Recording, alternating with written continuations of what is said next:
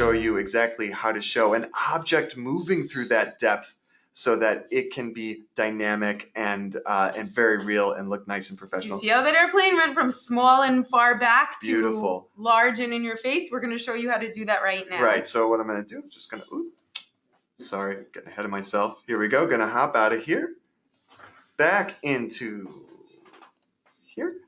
And now, okay, so how do we do this? First of all, notice what we have on the stage here. We've got a background that's a nice nature background, and we have these three identical looking houses. As you can see, they're all the same size. One thing I want to do is I want to create a sense of distance, of depth, right? And so what I'm going to start doing is moving these houses so they're kind of stacked up on one another. And you'll notice, first of all, my layers are 100% incorrect here, right? So let's go ahead. I'm gonna send my farthest back house all the way to the back. There we go. And then this guy, you know what? Actually, what I'm going to do is I'm going to take the front one that I want in the front, and I'm just going to move him. Arrange front.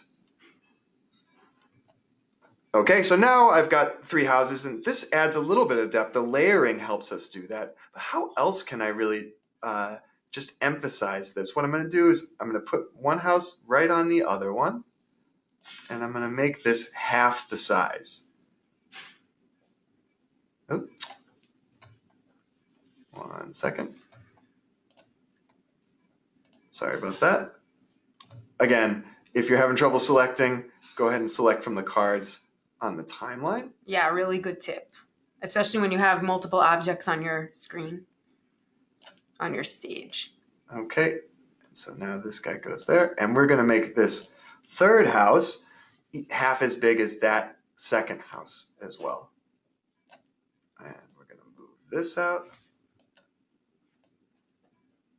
So now, you know, your mind sees these three houses, and it sees that they're basically identical houses.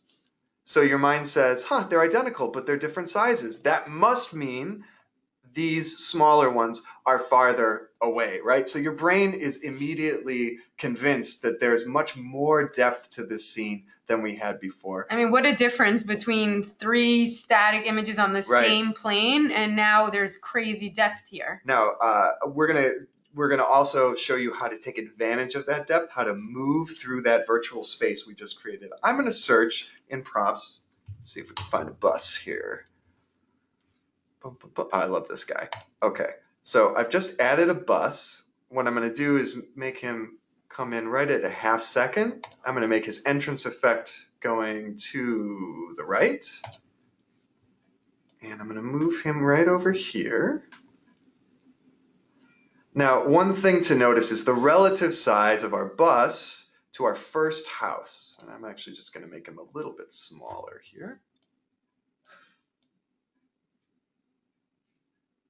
So as you can see, if we go like from the top of the tailpipe to the top of the bus, that's about the size of the bottom of the house to the overhang here, right? So as we move our bus back, and we're going to do that with A to B. I mean, this A to B. Love A to B. I'm telling you, it is a tip that yields so many tricks. I'm going to move my B closer to this house, and I'm going to change its size. So we've got that same, just so I can move this guy. Oh, yeah, figure that out. So it's got that same proportion, bottom of the tailpipe and the top of the bus to the bottom. A few people are saying they can't see the difference between the A and the B. So Nick is just going to really quickly you see where his mouse is? That is the circle of A. It might look hard. Maybe from your screen it's a little difficult, but I trust me, it is a circle. And you have a triangle, and that is always your B. It's going to be your destination.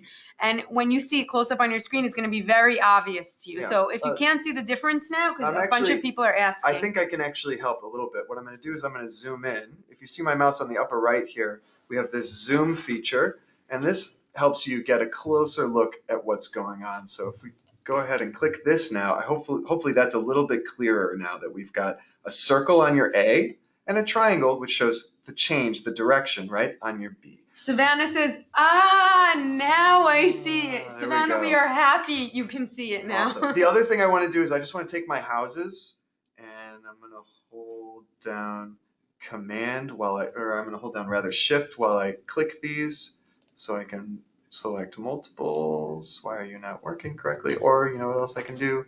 I can select them all on stage. There you go. Select all of them together with Shift. And I want them all to go all the way to the beginning. Come on, all the way to the beginning. Excellent. There we go. So now our houses will be on stage the whole time. And let's take a look. Oh, one last thing. Let's just double check the speed at which we'll move from A to B. So this is over a second and a half. I just want it to take a little bit longer. It's going to be 3.5 seconds here. Okay? Are we ready?